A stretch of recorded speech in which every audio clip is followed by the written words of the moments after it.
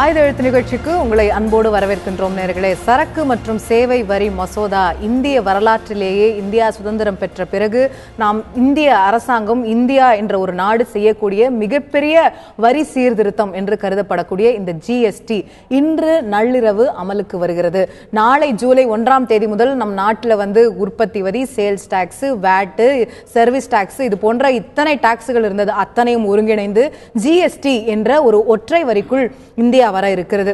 இன்று நள்ளிரவு பாராளுமன்றத்தில் ஒரு மிகப்பெரிய கூட்டம், பாராளுமன்ற சிறப்பு கூட்டம் ஏற்பாடு செய்யப்பட்டு அதில் குடியரசுத் தலைவர் உரையாற்றுகிறார், இந்த பாரத பிரதமர் உரையாற்றுகிறார், நிதியமைச்சர் உரையாற்றுகிறார், பல்வேறு அனைத்து நாடாளுமன்ற உறுப்பினர்களுக்கும் அழைப்பு விடுக்கப்பட்டு ஒரு மிகப்பெரிய ஒரு கிராண்ட் ஃபங்க்ஷனோட இந்த ஜிஎஸ்டி வரி இன்று நள்ளிரவு அமலாகிறது.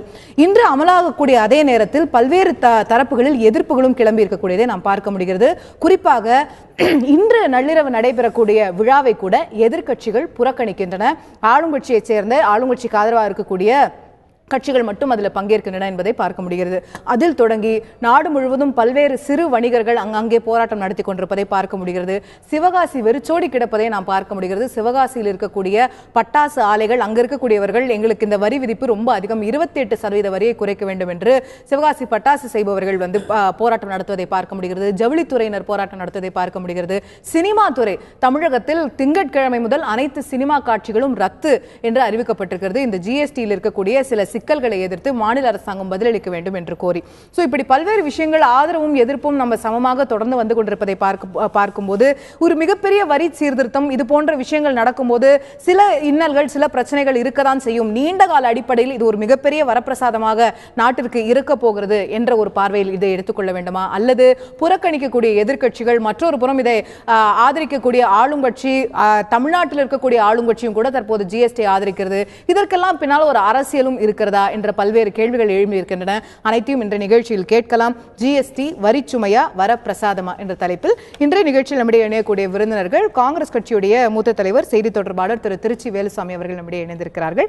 அதே போல பாரதிய ஜனதா கட்சியைச் சேர்ந்த ப்ரொஃபசர் கனக சபாபதி அவர்கள் நம்முடைய இணைந்திருக்கிறார்கள். இன்னும் சற்று நேரத்தில் அதிமுக புரட்சி தலைவி அம்மா அணியைச் சேர்ந்த திரு மாஃபாய் பாண்டியராஜன் அவர்களும் அதே போல சாமானியரும் நம்முடைய இணைய இருக்கிறார். நான் திரு வேலுசாமி அவர்கள்ட்ட ஆரம்பிக்க நினைக்கிறேன். ஒரு வரலாற்று சிறப்புமிக்க வரி சீர்திருத்தம் யாராலும் மறுக்க முடியாது. அதுல சரி தவறு 1000 முரண்பாடுகள் இருக்கலாம். But this is the greatest reform this country has ever done in terms of indirect tax அப்படின்னு சொல்லப்படுது. இதுல ஒரு நாடாளுமன்றத்துடைய கூட்டம் கூட்டப்படுது. இந்த நாட்டுடைய குடியரசுத் தலைவர் அதுல உரையாற்றுகிறார். அப்போ 1000 கருத்து வேறுபாடுகள் இருக்கலாம், அதுல என்னென்ன மாற்றங்கள் கொண்டு வரணுங்கிற கருத்துக்கள் எதிர்க்கட்சிகளுக்கு இருக்கலாம். ஆனா அந்த ஒரு மிகப்பெரிய விழாவையே புறக்கணிப்பது அப்படிங்கிறது, குடியரசுத் தலைவரோட உரையை புறக்கணிப்பது அப்படிங்கிறது ஒரு சரியான அரசியல் நாகரிகம். ஒரு மிகப்பெரிய விழா என்று சொல்லுகிற அந்த சொல்லாடலே தவறு என்று நான் நினைக்கிறேன். இந்திய நாட்டுடைய வரலாற்றில் முதல் நள்ளிரவிலே பாராளுமன்றம் கூடியது என்பது இதுக்கு முன்பு ஒரு முறை. இந்தியாவுக்கு சுதந்திரம் வாங்கியது கிடைத்தது நள்ளிரவு என்பதால் அந்த நள்ளிரவு நேரத்திலே பாராளுமன்றத்தை கூட்டி அதிலே அன்றைய நாட்டினுடைய பிரதமர் நேருபிரான் அவர்கள் ஆற்றிய உரை என்பது ஒரு வரலாற்று சிறப்புமிக்க உரை. உலகமே திரும்பி பார்க்கிற அளவுக்கு அரசியல் நோக்கர்கள், நிர்வாகிகள் காலங்காலத்திற்கு அதை ஒரு பாடமாக படிக்க வேண்டிய அளவுக்கு ஒரு உரை நிகழ்ந்தது. அதையும் இன்றைக்கு நடக்கிற நள்ளிரவு கூட்டமும் ஒன்றாக சமமாக பார்க்க என்னால் முடியவில்லை. அதற்கு ஒரு தேவை இருந்தது. அதை பார்க்கணும் நான் சொல்லல. அது நம்ம சுதந்திரம் வாங்குனதும் ஜிஎஸ்டி வரதும் ஒண்ணுன்னு யாருமே சொல்ல முடியல. ஆனா இது வரலாற்று சிறப்புமிக்க நள்ளிரவு கூட்டம் என்று சொன்னதால் சொல்லுகிறேன். வரலாற்று சிறப்புமிக்கது அப்படின்னா இந்தியாவுடைய பிக்கெஸ்ட் இன்டைரக்ட் டாக்ஸ் ரிஃபார்ம் இதுதான். காங்கிரஸ் கட்சி முன்மொழிந்த ரிஃபார்ம். காங்கிரஸ் கட்சி முன்மொழிந்தது என்பதை நான் மறுக்கவே இல்லை. ஆனால் காங்கிரஸ் கட்சி சொன்னதற்கு இதுக்கு வேறுபாடு இருக்கு. இன்றைக்கு எந்த குடியரசுத் தலைவர் உரையாற்ற போகிறாரோ திரு பிரணாப் முகர்ஜி அவரும் இதை முன்மொழிந்த நிதியமைச்சர்களில் ஒருவர். இதோட லாங் ஜர்னி அவர் பார்த்து வந்திருக்கிறாரு. அவர் இன்னைக்கு இதோட அறிமுகப்படுத்தி உரையாற்ற போறாரு. ஒரு பெரிய காங்கிரஸ் கட்சிக்கும் சேர்த்தான கிரெடிட் இல்லையா? இல்ல, அதைத்தான் நான் சொல்ல வர்றேன். நீங்க ஏன் அதை புறக்கணிக்கணும்? இல்ல, நீங்க உங்க கேள்விக்கு நான் பதில் சொன்னதுக்கு பின்னாலதான் அது புறக்கணிக்கிறதுக்கு நியாயமா தவறா என்று முடிவுக்கு வர முடியும். காங்கிரஸ் கட்சி வரியை ஒரே மாதிரி சீராக இருக்க வேண்டும், இந்தியாவிலே ஒவ்வொரு மாநிலத்திலும் வெவ்வேறு விதமான வரி இருக்கக்கூடாது என்று அது ஒரு சீரமைக்கின்ற ஒரு முயற்சியாக ஜிஎஸ்டியை கொண்டு வந்தது. ஜிஎஸ்டி என்கின்ற குழந்தை காங்கிரசால் உருவாக்கப்பட்ட குழந்தை தான், அதில் மாற்றமே இல்லை. ஆனால் அந்த குழந்தை ஊனமாக பிறந்து விடக்கூடாது என்பதுதான் எங்களுடைய கவலை. நாங்கள் சொன்னோம் ஜிஎஸ்டி வரி என்பது 18% மிகாமல் தான் இருக்க வேண்டும், அதற்குள்ளே தான் இருக்க வேண்டும். என்று நாங்கள் அதிலே ஒரு தெளிவான ஒரு விடு எடுத்தோம். ஏற்கனவே நம்ம நாட்டுல பல பொருட்களுக்கு 18% மேல வரி இருக்கு. அது என்னைக்காவது நம்ம குறைச்சிருக்கோம்? அதைத்தான் ஷாம்பு உட்பட பல பொருட்களுக்கு 20% மேல வரி இருக்கு. ஷாம்புங்கிறது ஒரு பெரிய லக்ஸூரியஸ் ப்ராடக்ட் கிடையாது. ஆனா நாட்டுல இது வரைக்கும் 20% மேலதான் நம்ம வரி கொடுத்துட்டு இருந்திருக்கோம். நான் என்ன சொல்றேன், அதைத்தான் குறைத்து 18% சீராக வைக்க வேண்டும் என்றுதான் காங்கிரஸ். அதுக்கு ஜிஎஸ்டி வரணும்னு அவசியம் இல்ல. நம்ம பல்வேறு எக்ஸைஸ், வேட், சேல்ஸ் டாக்ஸ், இது அது சர்வீஸ் டாக்ஸ் அதெல்லாம் குறைச்சிருந்தாலே அதெல்லாமே இது போன்ற விஷயங்கள் எல்லாம் அப்பவே மாத்திருக்கலாம். நீங்க ஒரே வரி கொண்டு வரதா பெரிய ஒரே வரி கொண்டு வரதுங்கிறது வரிகளை ஒன்றிணைக்கக்கூடிய ஒரு சீர்திருத்தம். அதுல வரி குறைப்பு ஏற்றம் அப்படிங்கறதுல மாற்று கருத்துக்கள் இருக்கலாம். ஆனா the primary goal is to bring இத்தனை வரிகளை சர்வீஸ் டாக்ஸ், எக்ஸைஸ், வேட் இது போன்றதெல்லாம் ஒன்றிணைக்கிறதா அந்த ஒரு என்னென்ன முரண்பாடு இருக்குது என்பதை சொன்னாதான் புரியும். என்னன்னு கேட்டா நான் கேட்கிறேன், எல்லாவற்றுக்கும் ஒரே சீரான வரி விதிப்பு தானே ஜிஎஸ்டி. அதுல ஏன் பெட்ரோலுக்கு இல்ல, ஏன் மது பொருளுக்கு இல்ல, எதற்காக மின்சாரத்துக்கு இல்ல, ஏன் அதுக்கு விதிவிலக்கு? ஓகே, எக்ஸலென்ட்டான क्वेश्चन. இந்த விஷயங்கள் எல்லாம் ஜிஎஸ்டி அமலுக்கு வரும்போதே பாராளுமன்றத்தில் சட்டம் நிறைவேற்றும் போதே நமக்கு தெரியும் இல்லையா? அதற்கான பிரச்சனையே இதை எதிர்க்கட்சிக்காரர்கள் அமர்ந்து பேசி முடிவெடுக்க வேண்டும் என்றால் அவசர கதியிலே கொண்டு வர்றாங்க. எது சார் அவசரம்? அவசர கதி தான். காங்கிரஸ் கட்சியுடைய நிதி அமைச்சராக இருந்த திரு ப சிதம்பரம் அவர்கள் ஜிஎஸ்டி அமல்படுத்துறதுக்கு வச்ச டார்கெட் டேட் எது தெரியுமா? 2010. ஆமா, நம்ம 7 வருஷம் லேட். நான் இல்ல லேட்டா வந்தாலும் அது சரியா வரணும்ங்கறதா என்னுடைய கவலை. அவசரம் எங்க வருது? அவசரமா லேட்டா இன்றைக்கு இது நீண்ட நாட்களாக இந்தியாவுல பேசப்பட்டு வந்திருக்கக்கூடிய விஷயம். சட்டம் நிறைவேற்றப்பட்டது 2016ல. ஒரு வருட காலம் அவகாசம் இருந்திருக்கிறது. அதை தாண்டி இதே நீங்க பெட்ரோல் ஏன் வெளியில இருக்கு, லிக்கர் ஏன் வெளியில இருக்கு, இவ்வளவு கேள்விகள் நீங்க முன்வைக்கிறீங்க. இது ஈபி வெளியில கேக்குறீங்க இல்லையா? அப்போ இந்த விஷயங்கள் எல்லாம் தெரிஞ்சுதான் பாராளுமன்றத்துல ஜிஎஸ்டி ஆதரித்து காங்கிரஸ் கட்சி வாக்களித்தது. இது அதாவது ஜிஎஸ்டி வேண்டும் என்பதில் எங்களுக்கு கருத்து வேறுபாடு கிடையாது. அது எப்படி வர வேண்டும் நடைமுறைகளா இருக்கணும். கல்யாணம் பண்ணணும்னு முடிவு பண்றோம், அது புத்தி சுவாதீனம் இல்லாத பொண்ணை கல்யாணம் பண்றது அல்ல. ஒரு பெண்ணை கல்யாணம் பண்ணணும் நான் நினைக்கிறேன், ஆனா அதுக்காக பைத்தியக்கார பெண்ணையா கல்யாணம் பண்ண முடியும்? ஓகே, நம்ம அதே போலதான் ஜிஎஸ்டி என்பது பெண்ணை போல திருமணம் தேவைதான். ஆனால் இந்த ஜிஎஸ்டி தவறான நோக்கத்தோடு, தவறான அணுகுமுறையில், தவறான திட்டத்தோடு வருகிறது. அதுதான் இருக்கிறோம். பெண்களையோ மனநலம் குன்றியவர்களையோ நம்ம ஒப்பிட வேண்டாம். நான் கேக்குறது, இதெல்லாம் இந்த பெட்ரோல்லாம் வெளியே வைக்கப்பட்டிருக்கு, இல்ல இந்த சில விஷயங்கள் வெளியே வைக்கப்பட்டிருக்கு, இது மாநிலங்களுடைய கோரிக்கை அப்படிங்கிறது பாராளுமன்றத்தில் சட்டம் நிறைவேற்றப்படும் போதே காங்கிரஸ் கட்சி ஆதரிச்சு வாக்களிக்கும் போதே தெரியாதா? ஒண்ணு. இரண்டாவது, ஜிஎஸ்டி கவுன்சில் ஒரு தவறான செய்தியை பதிவு பண்ண என்னுடைய கருத்துக்களை தெளிவாக சொல்லி இருக்கிறோம். ஆனால் இந்த அரசு கேட்பதற்கு தயாராக இல்லை. அவர்களே ஒரு முடிவுக்கு வந்ததற்கு பின்னால் யார் சொல்வதையும் கேட்பதில்லை என்கிற முடிவில் அவர்கள் செய்கிறாங்க. அதுக்கு நாங்க என்ன பண்ண முடியும்? சார், பெட்ரோல் வெளியில இருக்க போதுன்னு தெரிஞ்சுதான் சார் அந்த சட்டமே நிறைவேற்றப்பட்டது, பார்லிமெண்ட்லயே நிறைவேற்ற. இல்ல, நான் கேக்குறேன், உங்க நோக்கமே தப்பு தானே? எல்லாத்துக்கும் ஒரே விதமான சீரான வரி தான் கேட்டிருக்கணும். இன்னைக்கு அமல்படுத்துற நாள்ல வந்து கேக்குறோம்னு சொன்னா இதல்ல சார், நீங்க வேற கொண்டு வர்றீங்க. காங்கிரஸ் முதலமைச்சர்கள் அத்தனை பேரும் சேர்ந்து தான் அந்த ஜிஎஸ்டி கவுன்சில்ல உட்கார்ந்து எதுக்கு என்னென்ன வரி முடிவு பண்ணிருக்காங்க. திரு சித்தராமையா அவர்கள் உட்பட காங்கிரஸ் கட்சியை சேர்ந்த எல்லா பிஸ்கெட்டுக்கு 12% போடணும், தங்க பிஸ்கெட்னா 3% போடணும், அப்படிதான் பண்ணாங்க எல்லாரும். சார், காங்கிரஸ் முதலமைச்சர்கள் தான் அதுல இருந்திருக்காங்க. எல்லாம் சொல்லி இருக்கிறாங்க. சொல்லுங்க, சித்தராமையா அந்த கூட்டத்துல இல்ல. இல்ல, நான் என்ன கேட்டா, நாங்க சொன்னதெல்லாம் இவர்கள் ஏற்றுக்கொண்டு செய்யறாங்கன்னா அதை புறக்கணிக்கிறதுக்கு பைத்தியமா பிடிச்சிருக்கு. இல்ல, நாங்கள் சொல்வதை கேட்கலைங்கிறதா பிரச்சனையே. நாங்கள் ஜிஎஸ்டி எதிர்க்கவில்லை.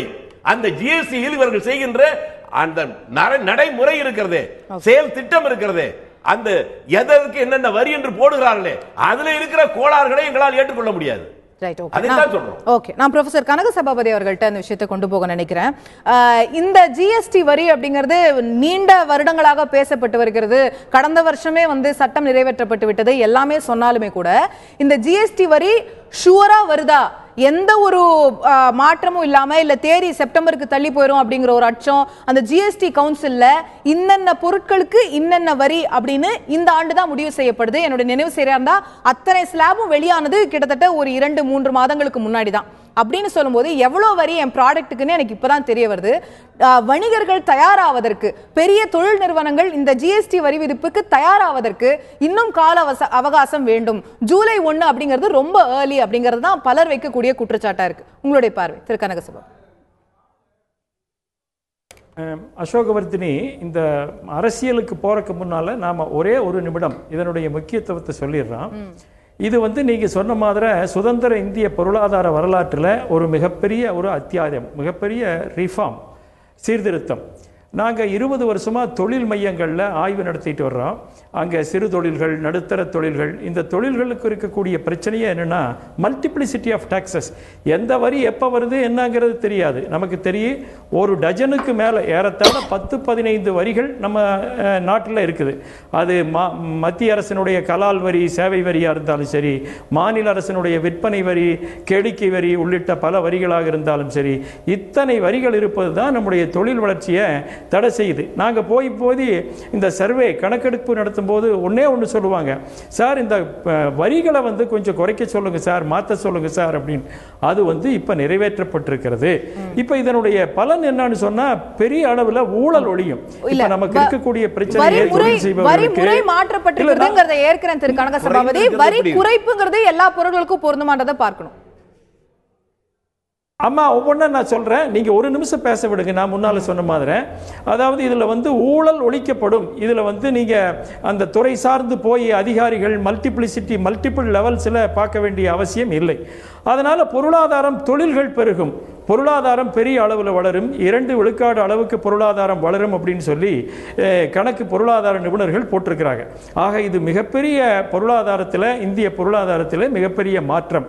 இதில் நீங்கள் சொன்ன மாதிரி சில இன்னல்கள் இருக்கும். ஆனால் இந்த முடிவு எப்போ எடுக்கப்பட்டிருக்குதுன்னு பார்த்தீங்கன்னா, இன்னொரு முக்கியமான விஷயம் இதில், நம்ம நாட்டில் கோஆபரேட்டிவ் ஃபெடரலிசம் நம்ம பேசுகிறோம் இல்லைங்களா, கூட்டுறவு ஆட்சி முறை, அதற்கு இது ஒரு மிகப்பெரிய உதாரணமாக இருக்கிறது. ஏனென்றால் 2000வது வருஷத்தில் அடல் பிகாரி வாஜ்பாய் அவர்கள் பிரதமராக இருந்தபோது இந்த ஜிஎஸ்டி வரி வேண்டும் என்று ஆலோசனை செய்து அதற்கான ஒரு குழுவை அமைக்கிறார். அந்த குழுவினுடைய தலைவராக அவர் யாரை போட்டார் என்று சொன்னால், மேற்கு வங்காளத்தினுடைய நிதியமைச்சராக இருந்த அஷிம் தாஸ்குப்தா போட்டார்.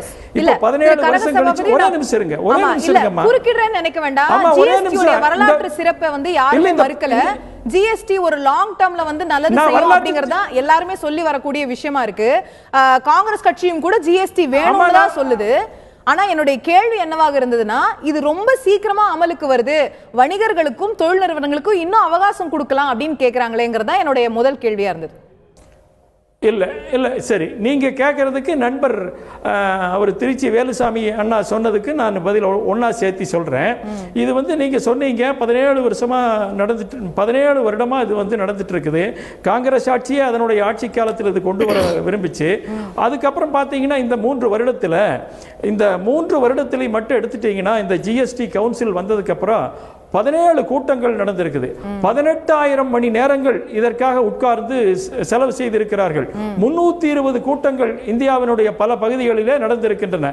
இந்த ஜிஎஸ்டி அமைப்பு முறையே எப்படிங்கன்னா, எல்லா மாநிலத்தினுடைய நிதி அமைச்சர்களும் இருக்கிறாங்க. அவர்களுக்கு ஓட்டு மொத்த வாக்குல 3/2 பங்கு வந்து மாநில நிதியமைச்சருக்கு தான். மத்திய நிதியமைச்சர் 3/1 பங்கு தான். நீங்க வந்து இதுல மாநில அமைச்சர்கள் எல்லோரையும் கலந்து மாநிலங்கள் எல்லாருமே ஒத்துக்கொண்டுதான் இந்த இது கொண்டு வரப்பட்டிருக்கிறது. இதுல 320 கூட்டங்கள்ல பல இடங்கள்ல தொழில்கள் கூட பேசித்தான் இந்த முடிவெடுக்கப்பட்டிருக்கிறது. ஒரு 2 நாளைக்கு முன்னால ஒரு நிகழ்ச்சியை ஞாபகப்படுத்த விரும்புற, பெங்களூர்ல அந்த மத்திய நிதித்துறை செயலாளர், ரெவென்யூ செக்ரட்டரி வந்து பேசும்போது, கர்நாடகத்தில் ஆளக்கூடிய காங்கிரஸ் அரசாங்கம், அந்த காங்கிரஸ் அரசாங்கத்தினுடைய சம்பந்தப்பட்ட மந்திரி கவுடா இதற்கு எவ்வளவு பங்களித்தார் அப்படின்னு சொல்லி இருக்கிறாங்க. இதுல வந்து காங்கிரஸ் ஆளக்கூடிய பஞ்சாப் அரசாங்கமா இருந்தாலும் சரி, கர்நாடக அரசாங்கமா இருந்தாலும் சரி, ஜனதாதள் கூட்டணி ஆளக்கூடிய பீகார் அரசாங்கமா இருந்தாலும் சரி, சாமான்களின் பிரதிநிதியாக சிறு வணிகராக இருக்கக்கூடிய திரு தங்க பெருமாள் அவர்கள் நம்மிடையே இணைந்திருக்கிறார். அதே போல அதிமுக புரட்சி தலைவி அம்மா கட்சியைச் சேர்ந்த திரு மாஃபாய் பாண்டியராஜன் அவர்களும் நம்மிடையே இணைகிறார்கள். இதுவரை இந்த நிகழ்ச்சிக்கு அன்போடு வரவேற்கின்றேன். திரு தங்க பெருமாள் அவர்கிட்ட தொடங்க நினைக்கிறேன். இந்த ஜிஎஸ்டி அப்படிங்கிற ஒரு வரி வருது, இதற்காக தமிழகத்தில் இருக்கக்கூடிய வணிகர்கள் எந்த அளவுக்கு தயாரா இருக்கீங்க? ஜிஎஸ்டி வரியால் நான் சென்னை மிட்டாய் வியாபாரிகள் சங்க தலைவர், சிறு தொழில் செய்கிறவருடைய பிரதிநிதி. இதனால் எங்களுக்கு பெரிய ஒரு பாதிப்பு, சொல்ல முடியாத பாதிப்பு. இது விஷயமா நான் ஒரு சில அதிகாரிகளையும் அமைச்சரையும் அணுகி, ஜிஎஸ்டி நான் சிறு தொழில் செய்கிறவங்க, அதாவது கடலை உருண்டை, பருப்பி, தேன் மிட்டாய், இந்த மாதிரி ஏழை எளிய அடித்தட்டு மக்கள் சாப்பிடக்கூடிய பொருட்களை தயார் பண்ணுகிறவர்கள் நாங்கள். இந்த வரிச்சுமை எங்களுக்கு வெல்லம் வேர்க்கடலை இரண்டும் சேர்ந்தால் 18% டாக்ஸ்ன்னு சொல்கிறாங்க. அதாவது நீங்க வாங்கக்கூடிய பொருட்களுக்கு பொருள் நாங்கள் எங்களுக்கு டாக்ஸ் 18%. ஆமா, ஆனா நீங்க வாங்குற பொருட்கள்லாம் டாக்ஸ் ஃப்ரீல தானே வரும். உணவு பொருட்கள்லாம் வெல்லம் போன்ற பொருட்களுக்கு டாக்ஸ் இருக்கா? இல்ல, அவங்க அதுக்கும் டாக்ஸ் இருக்கு. எவ்வளவு டாக்ஸ் இருக்கு அதுக்கு? அதாவது ஒவ்வொரு பிளாட்டா போடுறாங்க, இவ்வளவுதான்ன்றது இல்ல. ஏன்னா பெரும்பாலான வெல்லத்துக்கு ஒரு டாக்ஸ், மினிமம் டாக்ஸ் தான் போட்டுருக்காங்க. வெல்லத்துக்கு ஒரு டாக்ஸ். பல உணவுப் பொருட்கள் 0ல வருது, சில உணவுப் பொருட்கள் 5%ல வருது. அதனால எதுல வருது அப்படின்னு? வெல்லம் வந்து 5%ல வருது, வேர்க்கடல 1%. இந்த ரெண்டையும் கலந்தா 18%ன்றாங்க. வெல்லம் 5% கொடுத்து வாங்குறோம், வேர்க்கடல அதுக்கும் டாக்ஸ் கட்டி வாங்குறோம். ரெண்டையும் கலந்து விற்கும்போது 18%ன்றாங்க. 18% நம்ம டாக்ஸ் கட்டி அது பண்ணும்போது எங்கிட்ட 18% டாக்ஸ், என்னோட அண்டர்ஸ்டாண்டிங் சரியான்னு மட்டும் எக்ஸ்பிளைன் பண்ணுங்க. 18% உங்கள்ட்ட இருந்து வாங்கும்போது நான் 18% டாக்ஸ் கட்டணும். அது நீங்க கட்டுறது இல்லல்ல? யாரு? உங்கள்ட்ட இருந்து நான் கடலை உருண்டை வாங்குறேன் அப்படின்னா எனக்கு தானே 18% டாக்ஸ். உங்களுக்கு நான் தானே கட்டணும். அத அந்த பொருளோட விலைக்கு மேல அதாவது என்னன்னா வாங்குறவங்க தானே கட்டணும். வாங்குறவங்க கட்டுறதுக்கு என்னன்னா, நாங்க சிறு வியாபாரி, சிறு தொழில் பண்றவங்க, கைனால தயார் பண்றது, முறுக்கு கைனால பண்றது, தேன் மிட்டாய் கைனால பண்றது, வேர்க்கடல உருண்டை கைனால பண்றது. எங்ககிட்ட வர்றது பெரிய வியாபாரிகள் வரமாட்டான், சின்ன வியாபாரிகள், சின்ன கடையை வச்சிருக்கிறவங்க, இவங்க தான் வந்து வாங்குவான். இவங்கிட்ட எப்படி நான் 18% டாக்ஸை கேட்கறது? கேட்க முடியாது இல்ல. இப்போ ஒரு 100 ரூபாய்க்கு சரக்கு வாங்குறான், உனக்கு 18 ரூபா டாக்ஸுப்பா அப்படின்னா அவன் எங்க நம்மளுக்கு வாங்க மாட்டேன்னு சொல்லுவாங்க அவங்க. ஆமா, வாங்க மாட்டேன்னுவான். அதோட அவன் என்ன பண்ணுவான், அதை விட்டுட்டு வேற ஏதாவது தொழில் இருக்கான்னு தேடி போக பார்ப்பான். இந்த காலத்துல வேலைகள் கிடைக்கிறது மிக சிரமம். ஆமா, பட் இந்த வரி விகிதம் எப்படி வேலை செய்யுது அப்படிங்கிறதுக்கான ஒரு முழுமையான புரிதல் உங்களுக்கு ஏற்பட்டிருக்குதா? இதுல வந்து எப்படி ஃபைல் பண்ணணும், எந்த அதிகாரி அணுகணும், இதுக்கு என்ன மாதிரி ஜிஎஸ்டி நம்பர்னு ஒண்ணு வாங்கணும்னு சொல்றாங்க, அது குறித்த விழிப்புணர்வு எல்லாம் உங்களுக்கு ஏற்படுத்தப்பட்டிருக்கு? இன்னும் ஏற்படுத்தப்படலமா. நான் எல்லார்கிட்டையும் கேட்டேன், இதை என்ன பண்ணலாம், இதுக்கு எத்தனை % எங்களுக்கு வருது, நான் இதை எப்படி பண்றது அப்படின்னு சொல்லி எல்லார்கிட்டையும் என் கணக்காப்பிள்கிட்ட கேட்டேன். இப்படி யாரும் சரியான முறைக்கு இன்னும் பதில் சொல்லல. ரைட். சோ ஒரு குழப்பம் இருக்குது அப்படின்றீங்க சொல்றீங்க. நான் திரு மஃபா பாண்டியராஜன் அவர்கள்ட்ட இந்த விஷயத்தை எடுத்துட்டு போக நினைக்கிறேன். இந்த ஜிஎஸ்டி விவகாரம் தொடர்பாக ஆரம்ப கட்டத்திலிருந்தே அதோட அசோசியேட் இருக்கக்கூடிய ஒரு நபரா இருக்கிறீங்க. தமிழகத்தில் இருக்கக்கூடிய வணிகர்கள், தொழில் நிறுவனங்களை நடத்துபவர்கள், குறிப்பாக திரு தங்கப்பெருமாள் போன்ற சிறு வணிகர்களுக்கு இந்த ஜிஎஸ்டி வழிமுறை எப்படி, என்ன செய்யணும் அப்படிங்கிறதுக்கான ஒரு முழுமையான விழிப்புணர்வை ஏற்படுத்த தமிழக அரசாங்கம் தவறி இருக்கிறதா? இல்லை, முயற்சிகள் எடுக்கப்பட்டு வருகிறது. ஆனால் இன்னும் பெரிய அளவில் அது பண்ணணும். ஆனால் என்னை பொறுத்த வரைக்கும் இது வந்து ஒரு எளிமைப்படுத்தப்பட்ட வரி, அதை முதல்ல நான் முன்வைக்க விரும்புகிறேன். இதில் வந்து எந்த ஒரு மாற்றம் வந்தாலுமே ஒரு ரெசிஸ்டன்ஸ் இருக்கத்தான் செய்யும். இதை பொறுத்த வரைக்கும் சிறு வணிகர்கள், சிறு உற்பத்தியாளர்களை பொறுத்த வரைக்கும் அவங்க வந்து இதுக்குள்ளே வர்றதே கிடையாது. 20 லட்சம் டர்ன் ஓவர் இருக்கிறவங்க வரைக்கும் இந்த வரிக்குள்ளே வரணும்னு அவசியம் கிடையாது. அவங்க வெளி மாநிலத்துக்கு ஏதாவது விற்றாங்கன்னா தான் அவங்களுக்கு அதில் வந்து பெனிஃபிட் இருக்கும். அதனால் கண்டிப்பாக அவங்களுக்கு இதில் ஒன்றும் பிரச்சனை கிடையாது. 75 லட்சம் வரைக்கும் டர்ன் ஓவர் இருக்கிறவங்களுக்கும் அவங்களுக்கு காம்பவுண்டிங் ஸ்கீமில் போயிடுறாங்க. 1% அல்லது 5% வரைக்கும் அவங்க வந்து உத்தேச மதிப்பீட்டில் வந்து அவங்க பே பண்ணிட்டு போயிட்டே இருக்க போகிறாங்க. இது வந்து இந்தியாவில் 83 லட்சம் அசசிஸ் இருக்கிறதுல ஆல்மோஸ்ட் 53 லட்சம் வந்து இந்த 20 லட்சத்துக்கு கீழே இருக்கிறவங்க தான். அதனால் வந்து என்னை பொறுத்த வரைக்கும் இதில் சிறு வணிகர்களுக்கு ஏதோ ஒன்று நடக்குது நம்ம சுத்தி அப்படின்ற ஒரு இதுல இருந்து வெகு விரைவில் அவர்கள் அதை புரிஞ்சுக்குவாங்க. வேட் நம்ம கொண்டு வந்தப்போ இதே மாதிரி இருந்தது. நம்ம ஆந்திரால பார்க்க முடியுது, கர்நாடகால காங்கிரஸ் முதலமைச்சர் இருந்தாலுமே அவங்க வந்து இதுக்கான ஹெல்ப் டெஸ்க் தனியா போடுறாங்க, இதுக்கான ஹெல்ப்லைன் நம்பர் அறிவிக்கிறாங்க. காங்கிரஸ் ஆந்திரால டைரக்டா வந்து மாநில அரசு தொடர்பு கொண்டு சந்தேகங்களை கேட்க முடியுது. இது மாதிரியான இன்ஃப்ராஸ்ட்ரக்சர் தமிழ்நாட்டில் உருவாக்க தவறிட்டோமா?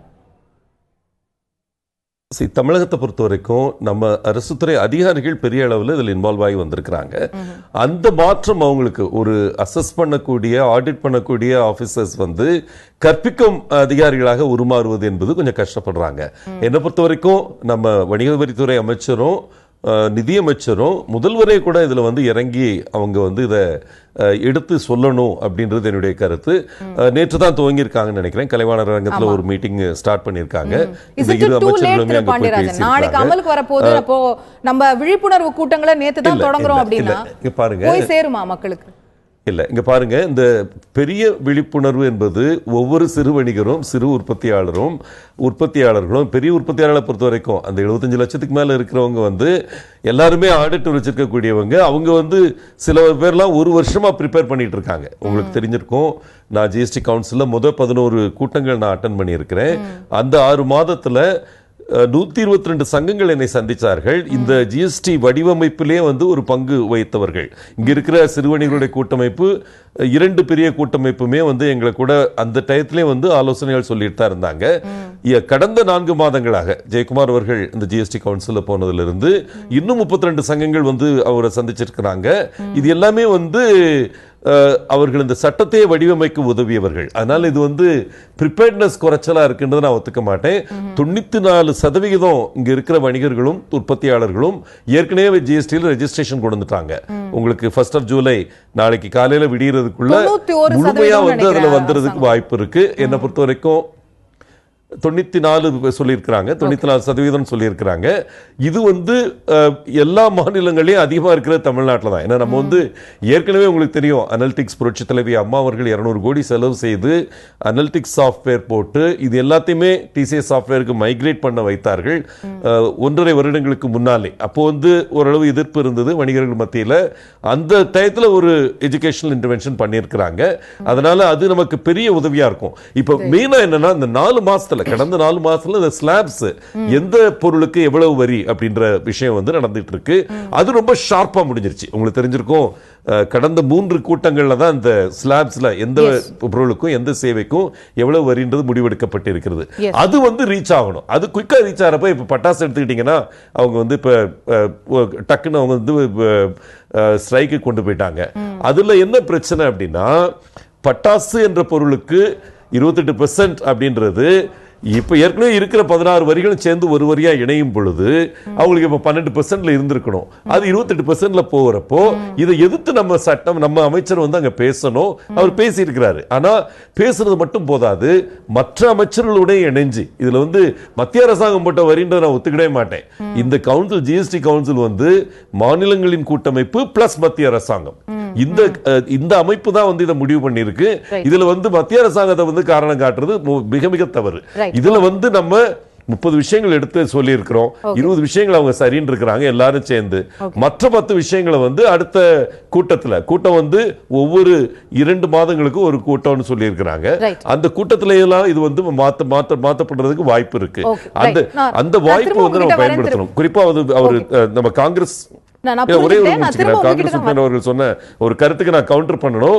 இந்த ஜிஎஸ்டி வந்து திரு சிதம்பரம் அவர்கள் உருவாக்கிய கனவு கண்ட ஜிஎஸ்டி கிடையாது.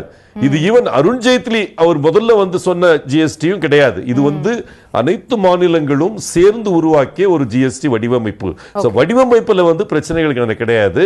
எந்த ஃபிட்மெண்ட் எங்க போகணும்ன்றதுல எனக்கு சில குறைபாடுகள் இருக்கு. ஸ்பைசஸ் பொறுத்த வரைக்கும், டெக்ஸ்டைல்ஸ் பொறுத்த வரைக்கும், எக்ஸ்ப்ளோசிவ்ஸ் கிராக்கர்ஸ் பொறுத்த வரைக்கும் இதை மாற்றி அமைக்கிற உரிமை கடமை தமிழக அரசாங்கத்துக்கு இருக்கு. இன்று நள்ளிரவு முதல் ஜிஎஸ்டி வரி அமலுக்கு வருகிறது. இந்த வரி ஒரு வரப்பிரசாதமாக அமைய போகிறதா, எதிர்க்கட்சிகள் சொல்வது போல மேலும் சுமையையும் பிரச்சனைகளையும் கூட்டக்கூடிய விஷயமாகத்தான் இருக்கிறதா என்றுதான் பேசி வருகிறோம். ப்ரொஃபசர் கனகசபாபதி அவர்கள்ட்ட முன்வைக்க விரும்புகிற விஷயம், நீங்க சிவகாசியில பார்த்திருப்பீங்க, திரு மாஃபா பாண்டியராஜன் அவர்கள் போல குறிப்பிட்டது போல 12-13% அவங்களுக்கு ஒட்டுமொத்தமா இருக்க வேண்டிய விஷயம் 28% போடப்பட்டிருக்கிறது. இதே போல பல துறைகள் சொல்றாங்க. ஜவுளித்துறையில வந்து அவங்க டாக்ஸே ரொம்ப குறைச்சலா பே பண்ணிட்டு இருந்தாங்க, இப்போ 5% பிராக்கெட்ல வந்திருக்காங்க. நிறைய துறைகள் இந்த மாதிரி இப்போ சினிமா துறை வந்து சொல்றாங்க எங்களுக்கு ரொம்ப அதிகமா இருக்கு அப்படின்னு சொல்லி. அப்போ அந்தந்த துறைகளுக்கான பாதிப்புக்கு அவர்களுக்கு என்ன பதில் சொல்ல போறோம், அதற்கான நடவடிக்கைகளை அவங்களோட எங்கேஜ் பண்றதுக்கான நடவடிக்கைகளை மத்திய அரசாங்கம் எடுத்திருக்கா?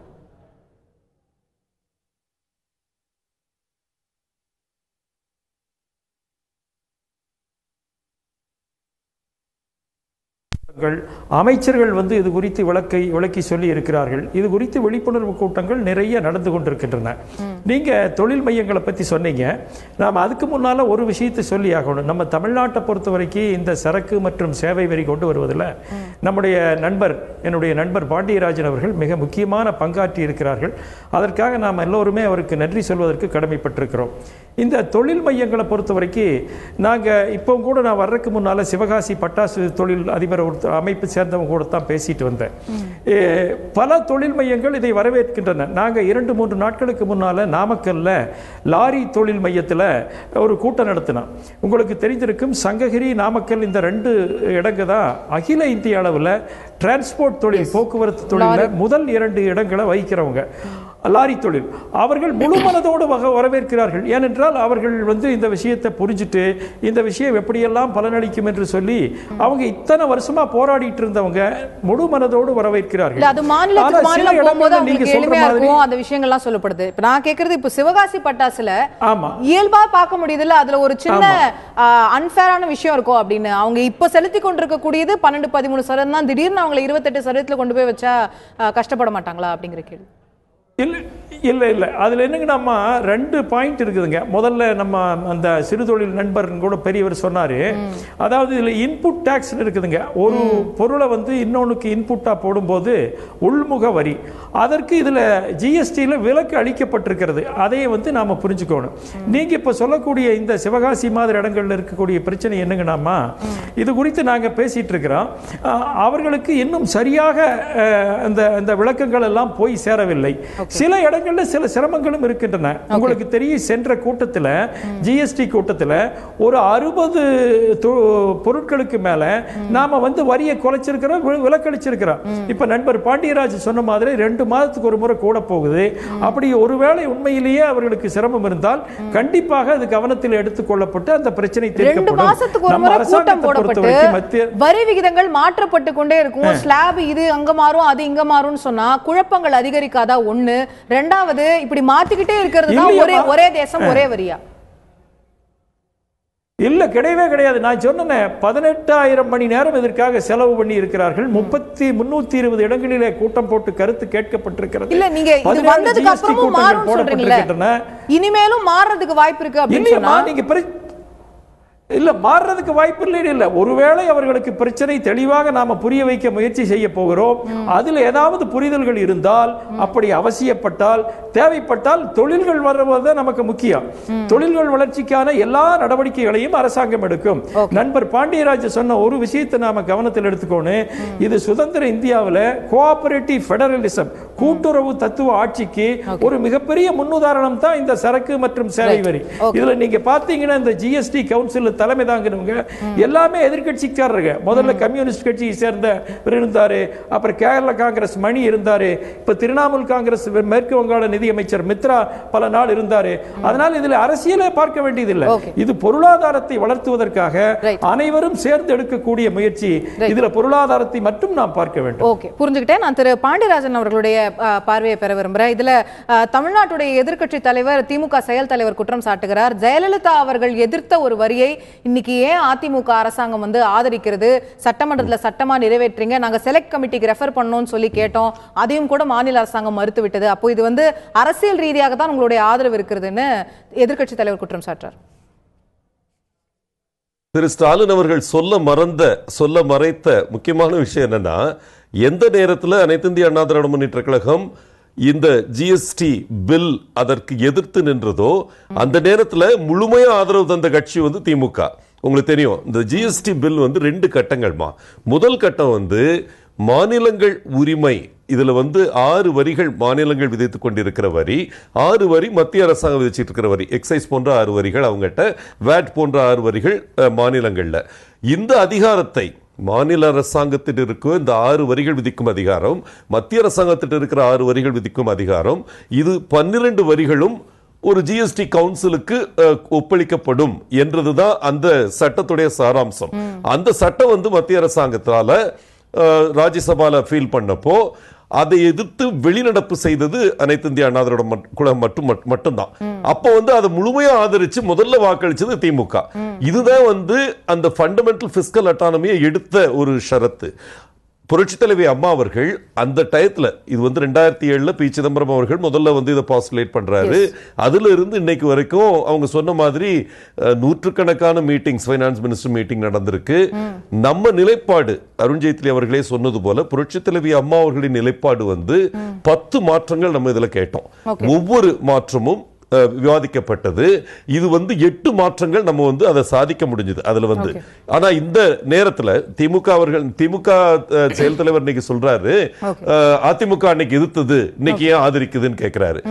நான் சொல்ல ஆரம்பிச்சது அதுதான். பி சிதம்பரம் அவர்கள் கற்பனையில் உதித்த, எண்ணத்தில் உதித்த ஜிஎஸ்டி இன்னைக்கு இருக்கிறது கிடையாது. இன்னைக்கு இருக்கிற ஜிஎஸ்டி நான் அததான் இல்ல உங்களுடைய கேள்விதான் நான் திரு வேலுசாமி அவர்கள் ஆதரித்தாங்க, முதல்ல ஆதரிச்சாங்க. ஓகே, நான் என்னைக்கு பாராளுமன்றத்துல சட்டம் நிறைவேற்றப்பட்டதோ அன்னைக்கு ஆதரிச்சு அதிமுக வெளிநடப்பு செய்கிறது. திமுக செய்யல, காங்கிரஸ் செய்யல. அன்னைக்கு அவங்க எதிர்த்தாங்க, அதை ஆதரிச்சு நீங்க வாக்களிச்சுட்டு இன்னைக்கு அதிமுக மேல குற்றம் சாட்டுவதும் பாஜக மேல குற்றம் சாட்டுவதும் சரியா? இப்ப அதிமுக எதிர்ப்பதற்கு என்ன காரணம், இன்னைக்கு ஆதரிப்பதற்கு என்ன காரணம் நண்பர் சொல்லல. இல்ல நான் சொல்லி முடிச்சாதான் அது புரியும். அவர் என்ன சொன்னாரு, நான் துவக்கத்திலே ஒன்றை தெளிவா சொன்ன, அவர் கவனிக்கலையா என்னன்னு எனக்கு தெரியாது. ஜிஎஸ்டி வரியில் உச்சகட்டமான வரி விதிப்பு 18% தாண்டக்கூடாது என்பதுதான் காங்கிரசுடைய கொள்கை. அந்த 18% கேப்ப கான்ஸ்டிடியூஷனல் அமெண்ட்மெண்ட்லயே வைக்கணும் அப்படின்னு சொல்லி காங்கிரஸ் கட்சி கேட்டது.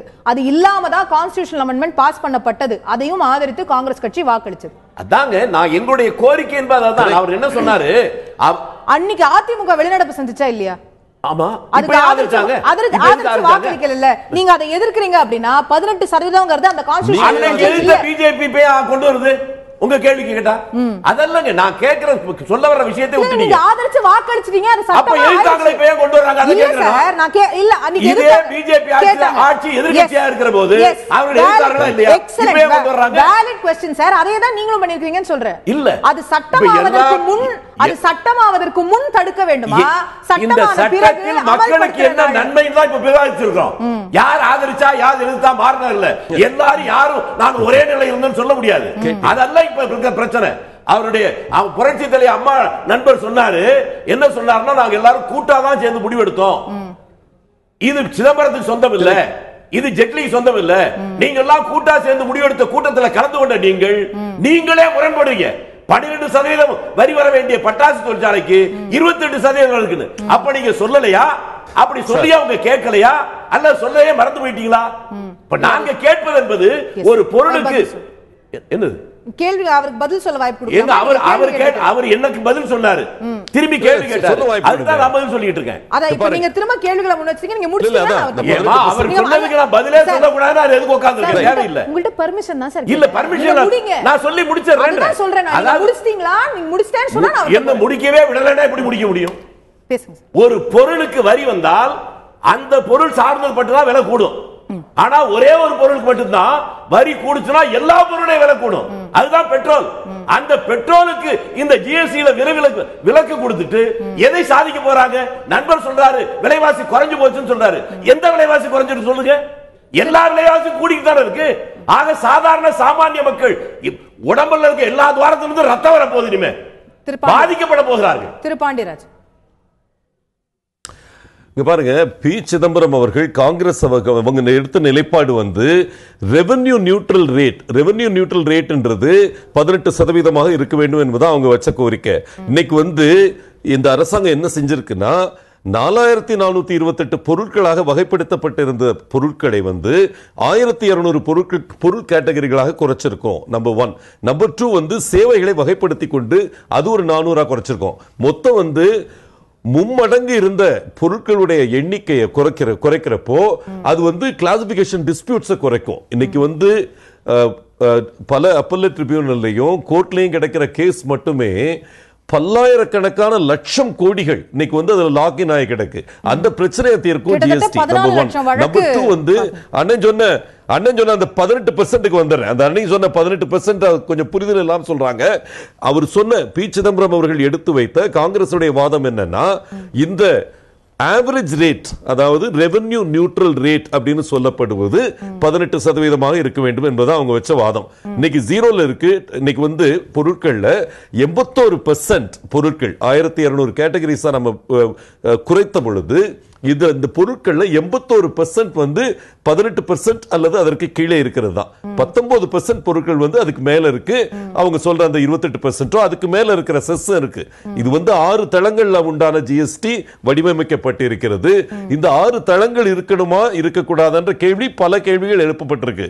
இன்னைக்கு ரெவென்யூ செக்ரட்டரி சொல்லி இருக்கிறாரு, நம்ம எண்ணம் வந்து ஒரே வரியாக இருக்க வேண்டும். இன்னைக்கு ஒரே வரி கட்டமைப்பாக உருவாக்குவதே மிகப்பெரிய சாதனைன்னு சொல்லுவேன். நீங்க யோசிச்சு பாருங்க, 4400 சொச்சம் இருக்கக்கூடிய பொருள் கேட்டகரிஸ் 1200 குறைக்கிறது மிகப்பெரிய சாதனைங்க.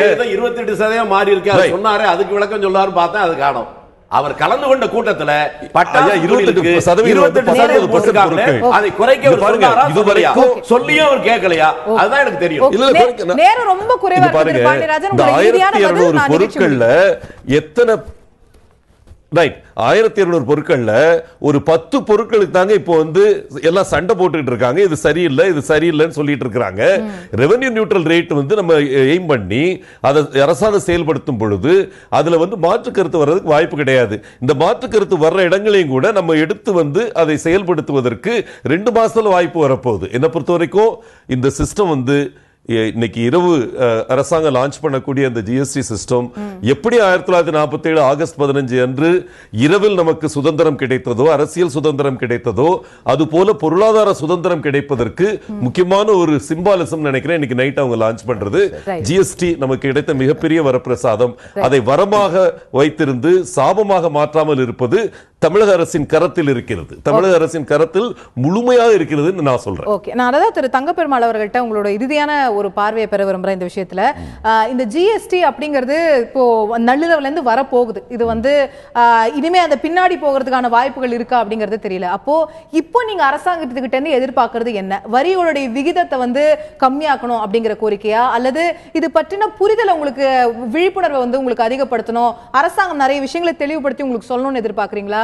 அரசாங்கத்துக்கிட்ட இருந்து உங்களுடைய எதிர்பார்ப்பு ரெண்டும் தான். இதனுடைய புரிதலும் எங்களுக்கு தெரியணும். ரெண்டாவது, எங்கள் தொழில் வந்து கைத்தொழில், கைனால் தயார் பண்ணுறது. அதாவது இன்னைக்கு அடித்தட்டு மக்கள் தான் பீஸா பர்கர் இதெல்லாம் வாங்கி சாப்பிட்ற மக்கள் எங்கள் ஐட்டத்தை அதிகமாக வாங்கி, அதுக்கு கம்மி 5% பீஸா பர்கர் வெளிநாட்டில் இருந்து வர்றது. இந்தியாவில் அதாவது ஓரளவு படிப்பு கம்மியான மக்கள், அவங்களுக்கு முதலீடு அதிகமாக பண்ண முடியாத மக்கள், அவங்க கைனால் தயார் பண்ணுற பொருட்களுக்கு நாங்கள் வரி விலக்கு வேணும்னு கேட்குறோம். ஏற்கனவே இருந்த கவர்மெண்ட்டு இதுக்கு முன்னால் சேல் டேக்ஸில் எங்களுக்கு வரி விலக்கு கொடுத்தாங்க. அதுக்கான ஜிஓலாம் உடனே அடித்து கொடுத்தாங்க. நான் அவங்கக்கிட்ட கேட்டோம். நான் அரசியல்வாதி இல்லை, என்ன இவங்கள சொல்கிறாங்களா அவங்கள சொல்கிறாங்கிற அரசியல்வாதி இல்லை, சிறு வியாபாரிங்கிறதுனால சொல்கிறேன். அன்னைக்கு 20 லட்சம் வருஷத்துக்கு 20 லட்சத்துக்கு கம்மியா டர்ன் ஓவர் இருந்துச்சு அப்படின்னா அந்த மாதிரியான வியாபாரிகளுக்கு ஜிஎஸ்டியே கிடையாது அப்படின்னு சொல்றாங்க. அந்த விஷயங்கள்லாம் உங்களுக்கு சொல்லப்பட்டிருக்கா? 20 லட்சம் ஜிஎஸ்டி கிடையாதும்மா. ஆமா, கரெக்டு. நாங்கள் ஒரு பொருளை வாங்கும்போது எங்களுக்கு அது மேலே அதை திணிக்கிறாங்கல்ல. இப்போது ₹1 வாங்குகிறோம், அந்த பொருள் 100 ரூபாய்க்கு வாங்குகிறோம், அதுக்கு 18% அப்படின்னா ₹118 ஆகுது. இந்த ₹118 நாங்கள் வாங்கி இதை இந்த பாமர மக்களுக்கு ₹1 நாங்கள் கொடுக்கணும். கைனால் தயார் பண்ணி அதை கொடுக்கணும். பீஸா பர்கர் மாதிரி இல்லை. அது விலை என்ன, இது என்ன விலை அதாவது ரொம்பையும் ஏழ்மையான மக்கள் தான் வாங்கி சாப்பிட்றாங்க. இது வந்து எங்களுக்கு இதுல இருந்து வரி விலக்கு கொடுக்கணும். லட்சம் மக்கள் இதுல இருக்காங்க. ஆமா, தொழில இருக்காங்க. திரு Pandiarajan, would you like to respond to that? இல்ல, எங்களை பொறுத்த வரைக்கும் அண்ணன் சொல்றது ரொம்ப சரி. இந்த வரி கட்டமைப்பு, புது வரி சிஸ்டம் வந்து மிக எளிமையான விஷயம் அப்படின்றத அவங்க புரிஞ்சுக்குவாங்க, வெகு விரைவில் புரிஞ்சுக்குவாங்க. இதுல இருக்கிற பிரஷர் யாருக்கு வரும்னா, இன்னைக்கு வந்து 83 லட்சம் அசசிஸ் இருக்கிறவங்க 2 கோடியாக உயரும் என்பது மத்திய அரசாங்கத்தோட எஸ்டிமேஷன். அப்படிங்கிறப்போ இப்போ வந்து வரி நெட்டுக்குள்ள இல்லாத பலர் இந்த பில்லு போட்டு தான் செய்யணும் வியாபாரம் அப்படின்ற ஒரு ஒழுங்கு நம்ம நாட்டில் வர துவங்கும் பொழுது கண்டிப்பா வந்து உங்களுக்கு 2 கோடி பேர் இன்னைக்கு வந்து வரி செலுத்துற ஒரு நிலைக்கு வருவாங்க அப்படின்றது. இப்போ வந்து கெட்டாம இருக்கக்கூடிய கெட்ட வேண்டிய 1 கோடி பேர் வந்து வரி நெட்டுக்குள்ள வர போறாங்க. இதுல கொஞ்சம் ரெசிஸ்டன்ஸ் இருக்கத்தான் செய்யும். அவர் கேக்குறது ஒரு எளிமையான சந்தேகம் இருக்குல்ல, ஆனா 20 லட்சம் ரூபாய்க்கு கீழ இருக்கக்கூடிய வணிகர்களுக்கு ஜிஎஸ்டி கிடையாதுன்னு சொல்லப்படுது. ஆனாலும் அவங்க வாங்குற பொருளுக்கு அவங்க ஜிஎஸ்டி செலுத்தி தானே ஆகணும், அவங்களோட ரா மெட்டீரியல்ஸ்க்கு அவங்க செலுத்தி தானே ஆகணும். ரா மெட்டீரியல் ஏறுது இல்ல. இல்ல இங்க பாருங்க, ரா மெட்டீரியல் உங்க குயிக்கா அதை ரெஸ்பாண்ட் பண்ண விரும்புறேன். அண்ணன் சொன்ன அந்த பிஸா வர்சஸ் பிஸ்கட் உவமை வந்து சரியான உவமை கிடையாது. அந்த பிஸா பர்கர் வந்து இதுக்கு முன்னால என்ன டாக்ஸ் இருந்தது, இப்போ என்ன டாக்ஸ் இருக்குன்னு பார்க்கணும். இப்போ வந்து என்ன செஞ்சிருக்காங்க, கண்டிப்பா வந்து 2 மாசம் கழிச்சு மீட் பண்ற மீட்டிங்ல வந்து பிஸா பர்கர் உயர்ந்துரும். ஏன்னா அவங்க கேரளால வந்து அவங்க ஃபேட் டாக்ஸ் போட்டு ஏற்கனவே 20% வச்சிருந்தாங்க. நம்ம மாதிரி மாநிலங்கள்ல டாக்ஸ் இல்லாம இருந்தது ஒரு காலகட்டம் வரைக்கும். அதை மாத்தி வந்து ஒரு ஒற்ற கருத்து வரும் பொழுது இது இந்த மாதிரி 5% கொண்டே அதை பொசிஷன் பண்ணியிருக்காங்க. பிஸ்கட்டை கொண்டு போய் அது 18% போட்டிருக்காங்க. இந்த மாதிரி அனாமலிஸ் வந்து வெகு விரைவில் சரி செய்யப்படும். கண்டிப்பா பிஸா பர்கர் வந்து 18% போயிடும் 2 மாசத்துல வந்து பாத்தீங்கன்னா. இந்த ஒரு அனாமலியை வச்சுட்டு நம்ம வந்து மக்களை கம்பேர் பண்ணலாம். இதுக்கு முன்னால என்ன பிஸா பர்கருக்கு வரியில் குறைச்சிருக்கா இல்லையா, தேங்காய் மிட்டாய்க்கு கடலை மிட்டாய்க்கு வரி கூடி இருக்கா இல்லையா, இவர் ஜெட்லியே சொல்லல, இவர் சொல்லிட்டு இருக்காரு நாங்க செய்யறோம். இந்திய நாட்டுடைய நிதியமைச்சரா இவரு எந்த அடிப்படையில் சொல்றாரு? இவரு அடுத்த கூட்டத்தில் குறைப்பாங்களா, இவரா குறைக்க போறாரு? சாதாரண மக்களுடைய வைத்திருச்சலை ஏன் கொட்டிக்கிறாங்க புரியல. திரு பாண்டியராஜ் ஏங்க இங்க பாருங்க, இன்னைக்கு இருக்கிற 1200 பொருட்கள்ல எத்தனை பொருட்கள் அந்த கேள்விகள் எழுந்திருக்குன்னு பாருங்க. ஓகே, எத்தனை பொருட்கள்ல கேள்விகளே எழவில்லை என்றதை பாருங்க. அந்த நிதியமைச்சர் கேட்ட 10 பொருட்கள்ல குறைக்காம இந்த நிகழ்ச்சிக்கு வர வரைக்கும் கடலை மிட்டாயில பிரச்சனை இருக்குன்னு நமக்கு தெரியாது. இப்போதான் அவர் சொல்லியிருக்கிறார். அப்போ அந்தந்த வணிகர்கள் அந்தந்த குழப்பங்கள்ல இருந்துட்டே தானே இருக்கிறாங்கன்னு. அது இல்லாம எவ்வளவு ஏழை மக்கள், அதைத்தான் மெரிட் டிமெரிட் நம்ம பேசுறோம். வேலையை எதிர்காலத்தில் எப்படி ஆகணும் யூகத்தில் நம்ம பேச முடியாது, அதை பேசுறோம். மெரிட் டிமெரிட் பேச போறோம், அதுல வந்து கரெக்ட் பண்ண போறோம். ஒரு ஆன்கோயிங் டயலாக் இருக்க போது. இதனால வந்து இவ்வளவு பெரிய மிகப்பெரிய புரட்சிகரமான வரி மாற்றத்தை நம்ம வந்து மொத்தமா வெளிதள்ளிட முடியாது. இதுல 1-2 தவறுகள் இருந்திருக்கலாம். அந்த தவறுகள் சரி செய்யப்படணும். சரி செய்யப்படணும்னு சொன்னேனே, நான் போய் சரி செய்யறேன்னு சொல்லல. கண்டிப்பா சரி செய்வோம். பாருங்க, நிகழ்ச்சி நிறைவு செய்தாக வேண்டும். இந்த ஜிஎஸ்டி உடைய கூட்டங்கள்ல பல கூட்டங்கள்ல பங்கேற்று இந்த வரிக்கான பங்களிப்பை மாற்றி இருக்கக்கூடிய அப்படிங்கிறதுனால திரு பாண்டியராஜன் அவர்கள்ட்ட இறுதியா ஒரு நம்ம திரு தங்கப்பெருமாள் அவர்கள்ட்ட பேசும்போதும் இதுல ஒரு விழிப்புணர்வு சார்ந்த பல விஷயங்கள் வந்து கேள்விக்குள்ளாகுதுங்கிறத பார்க்க முடிகிறது. அதனால உங்கள்கிட்ட இறுதியா ஒரு கேள்வி முன்வைக்க விரும்புறேன் திரு பாண்டியராஜன். நான் இன்று நள்ளிரவு முதல் ஜிஎஸ்டி வருகிறது. தமிழகத்தில் இருக்கக்கூடிய வியாபாரிகள், சிறு வணிகர்கள், தொழில் முனைவோர்கள் இதற்கு எப்படி தங்களை தயார்படுத்திக் கொள்ள வேண்டும், ஒரு 1-2 முக்கியமான விஷயங்கள் அவர்கள் செய்ய வேண்டியது அப்படின்ற அட்வைஸ் என்ன கொடுப்பீங்க? நான் அதோட நிகழ்ச்சியை நிறைவு செய்வேன். இல்ல, ஒன்று, இதில் வந்து பலரும் பல கருத்துக்களை பரப்புறதை நம்பக்கூடாது. அவங்க வந்து ஏற்கனவே இந்த சிஸ்டத்தை விட இது ஒரு எளிமையான சிஸ்டம்ன்றதை நம்பி அவங்க வந்து அவங்க ரிட்டர்ன்ஸ் ஃபைல் பண்ண ஆரம்பிச்சிட்டாங்கனாலே இதனுடைய எளிமை அவங்களுக்கு புரிஞ்சிடும். இதுக்கு வந்து பெரிய ஆலோசகர்கள் தேவையில்லை. இதுக்கு பெரிய வெளியே போய் ஆட்களை கன்சல்டன்ஸ் வைக்கணும்னு அவசியம் கிடையாது. அவங்க வந்து நேர்மையா தொழில் செய்வது, பாரதியார் சொன்ன மாதிரி பொய்யகல தொழில் செய்யும் எந்த வணிகருக்கும் எந்த தொழில் முனைவோருக்கும் இந்த ஜிஎஸ்டி வந்து ஒரு வரப்பிரசாதமா தான் இருக்கணும். அந்த நம்பிக்கையோட அவங்க போகட்டும். மிக மிக எளிய ஒரு விஷயம் தான் இன்னைக்கு வந்து ஜிஎஸ்டி நினைக்கிறேன். அதுல வந்து என்னென்ன விஷயங்கள், சில தவறுகள் இருக்கலாம். இப்ப இந்த பட்டாசு மாதிரி இதுங்களுக்கு வந்து ஹையர் பொசிஷன் பண்ணது, இந்த மாதிரி தவறுகளை வந்து இந்த தவறுகளை வந்து இந்த தவறுகளை ரெஜிஸ்டர் பண்ணனும், இந்த ரிட்டர்ன்ஸ் முக்கியமா எடுத்து வெச்சுக்கணும், இத்தனை ஸ்டாக் இருக்கணும், அந்த மாதிரி ஒரு ஸ்பெசிபிக் அட்வைஸ் ஏதாவது இருக்கா வணிகர்களுக்கு? இப்போ அது எல்லாமே ஐயா பாண்டியராஜன் எல்லாமே ஒரு அன்பான வேண்டுகோள். நீங்க அந்த டாக்ஸ் எல்லாம் அடுத்த மாசம் குறையும், அதுக்கு அடுத்த மாசம் குறையும்னு சொல்றீங்க. ரொம்ப நன்றி, ரொம்ப சந்தோஷம். எங்களுக்கு இந்த கைனால செய்கின்ற இந்த பண்டங்களுக்கு, அதாவது பருப்பி உருண்டை, பொறி உருண்டை, கமர்கட்டு, தேன் மிட்டாய், இந்த மாதிரி பொருட்களுக்கு வரி விலக்கு இல்லைங்கிற ஒரு ஆர்டரை வாங்கி கொடுங்களேன், ரொம்ப சந்தோஷமா இருக்குமே. ரைட், நிச்சயமா. ஓகே, நிகழ்ச்சி முடிக்கணும், ரொம்ப நேரமே இல்லை. நம்ம மாறி மாறி நிறைய கேள்விகளுக்குள்ள போயிட்டு இருக்கோம். Yes Thiru Pandiarajan, I have to finish the show. உங்களுடைய லாஸ்ட் வேர்ட். இல்ல வெரி குயிக்லி நான் வந்து கண்டிப்பா வந்து அதுக்கு ஒர்க் பண்றதுக்கு நான் ரெடியா இருக்கேன். ஏற்கனவே வந்து வெற்றி அடைந்த பல துறைகளை நீங்க பார்க்கணும். இப்ப ஸ்பைசஸ் வந்து ஃபைட் பண்ணாங்க, ஜெயிச்சுட்டு வந்துட்டாங்க. அது மாதிரி வந்து பல துறைகள்ல இருந்து எடுத்து அதை வைத்திருக்கிறார்கள். எந்த துறைகள் நீங்க சொல்ற அந்த கையால் செய்யக்கூடிய ஃபுட் ப்ராடக்ட் சொல்லியிருக்கீங்க, கண்டிப்பாக அதுக்கு உதவியா இருப்பேன். அதுக்கு வந்து இன்னைக்கு வந்து இதை எடுத்து செயல்படுத்திட்டு இருக்கிற சிபிஎஸ்இ அதிகாரியே ஒரு தமிழர் தான். நம்மோட உணர்வுகளை நல்லாவே புரிஞ்சு பலரும் பல துறைகள் இருந்து போய் எடுத்து பண்ணி இருக்கிறாங்க. அதே மாதிரி நம்மளும் பண்ணணும். அதுக்கு எல்லா விதத்திலும் உறுதுணையா இருப்போம். எங்க கட்சி சார்பிலையும் சரி, தனிப்பட்ட முறையில் என் சார்பிலையும் சரி, கண்டிப்பா செய்வோம். நன்றி திரு பாண்டியராஜன். நம்ம மாற்றி மாற்றி பல்வேறு சந்தேகங்கள் இந்த நிகழ்ச்சியிலே கூட ஏற்பட்டதை பார்த்தோம். கடலை உருண்டைக்கு ஒரு விஷயமாக இருக்கிறது, பீஸா பர்கருக்கு மாறி இருக்கிறதா, சிவகாசி பட்டாசுக்கு என்ன செய்ய வேண்டும், ஜவுளித்துறைக்கு என்ன செய்ய வேண்டும், சினிமா டிக்கெட்டுக்கு என்ன செய்ய வேண்டும், ஒவ்வொரு துறைக்கும் அவரவர் துறை சார்ந்த கேள்விகள் இருக்கவே செய்கின்றன. பொதுமக்களுக்கும் அவர்களுக்கு எதோட விலை கூடும், எதோட விலை குறையும் என்பது சார்ந்த சந்தேகங்கள் இருக்கவே செய்கின்றன. அந்த சந்தேகம் களையப்பட வேண்டும். மக்களுக்கும் வணிகர்களுக்கும் தொழில் முனைவோருக்கும் இது சார்ந்த விழிப்புணர்வும் இது சார்ந்த கைடன்ஸும் அரசாங்கத்தின் சார்பாக, மத்திய மாநில அரசாங்கத்தின் சார்பாக அளிக்கப்பட வேண்டும் என்பதில் எந்த ஒரு மாற்று கருத்தும் இருக்க முடியாது. அதுதான் வணிகர்களுடைய கோரிக்கையாகவும் இருப்பதை பார்க்க முடிகிறது. இந்த விஷயங்கள் இருந்தாலுமே கூட இது நிச்சயமாக இந்தியாவில் நாம மேற்கொண்டிருக்கக்கூடிய ஒரு மிகப்பெரிய சீர்திருத்தம். திரு பாண்டியராஜன் அவர்கள் சொன்னது போல, திரு வேலுச்சாமி அவர்களும் குறிப்பிட்டது போல நிறைய கேள்விகள் இருக்கின்றன, நிறைய சந்தேகங்கள் இருக்கின்றன. ஆனால் இந்த விஷயங்கள் வந்த பிறகு ஒவ்வொருவராக அதற்கு பழகிக் கொள்வார்கள். அதற்கான அந்த அவர்கள் அதை பழகுவதற்கான முயற்சிகளை அரசாங்கங்கள் எடுக்குமா என்பதுதான் கேள்வியாக இருக்கிறது. அவர்கள் பழகிக் கொண்ட பிறகு இது நீண்டகால அடிப்படையில் பலனளிக்கக்கூடிய ஒரு விஷயமாக இருக்கும் என்று பொருளாதார நிபுணர்கள் சொல்கிறார்கள். அந்த நீண்ட காலம் வரும் வரை காத்திருப்போம். இதற்கான விஷயங்கள் என்ன நடக்கிறது என்பதை பார்ப்பதற்கு நிகழ்ச்சியில் கலந்து கொண்டு கருத்துக்களை தெரிவித்த அனைத்து விருந்தினர்களுக்கும் நன்றி. பார்த்த உங்களுக்கும் நன்றி நேயர்களே.